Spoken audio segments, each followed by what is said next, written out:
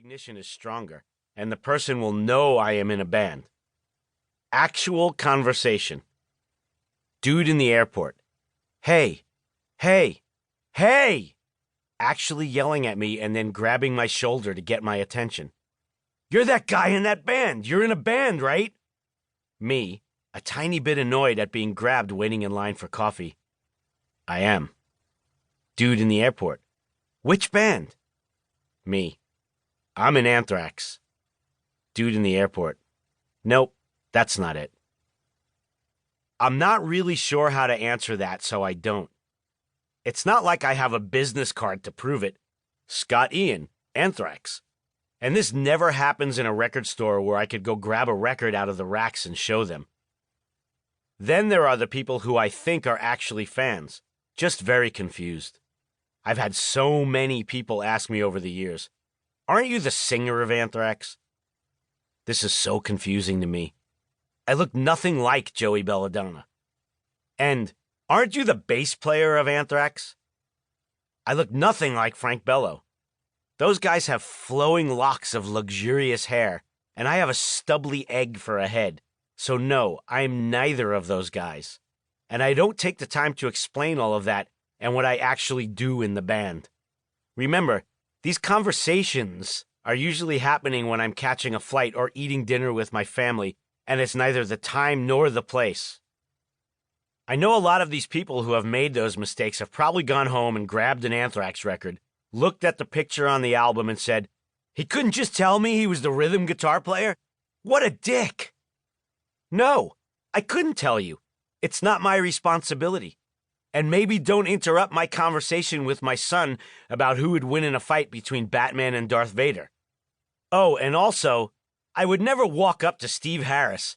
If I need to explain who he is, you'd better stop this audiobook right now, back away slowly, go home and rethink your life choices, and say, aren't you the lead guitar player in Iron Maiden? It's not just that I get mistaken for guys in my own band either.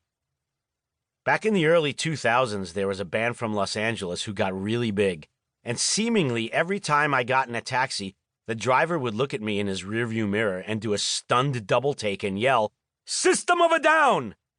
To this, I would reply, yes, I am them!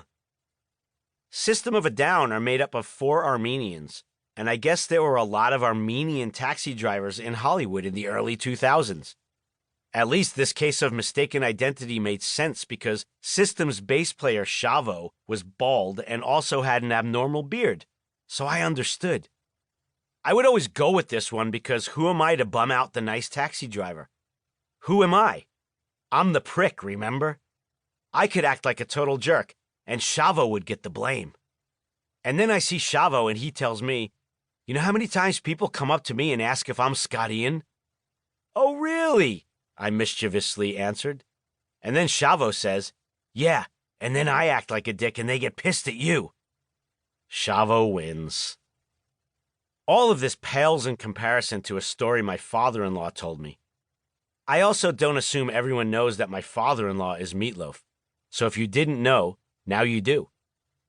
He told me he was sitting in his seat on a plane, and the woman sitting next to him asked, excuse me, sir, are you Jim Morrison? This didn't happen in 1968. This was in the 1990s.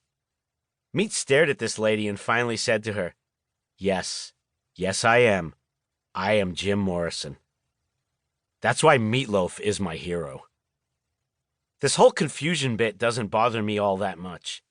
Maybe it seems like I am crabby about it, but really it's pretty funny. Being someone who people recognize walking down the street because of my band is odd and cool at the same time. And now you, dear listener, know not to call me the hurdy-gurdy player in Arcade Fire. There is something that I love about being famous, and it only happens exclusively in the worlds of hard rock and heavy metal. When I'm walking down the street and a fan will see me and yell my name or the name of my band as loud as they can, usually prefaced with or dissected by the word fucking. Example, fucking Anthrax! And Scott fucking Ian! You know what I'm talking about. Maybe you've done it. We've all yelled, Slayer! At blood-curdling volume.